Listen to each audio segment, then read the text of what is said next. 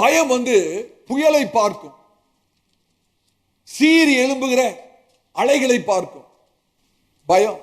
ஆனா விசுவாசம் அழகா வானத்தில் தோன்றுகிற வானவில்லை பார்க்கும். பயம் என்ன பார்க்கும்? புயல் காற்றை பார்க்கும்.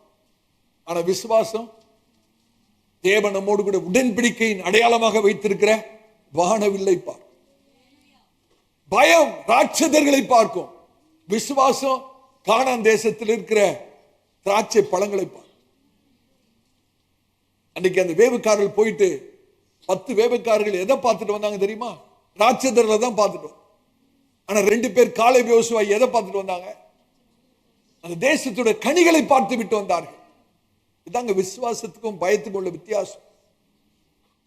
பயம் நம்பிக்கையற்ற சூழ்நிலையை பார்க்கும், ஆனால் விசுவாசம் என் தேவன் தேவனாய் இருக்கிறார், ஆளுகை செய்கிறவராய் இருக்கிறார் என்பதை பார்க்கும்.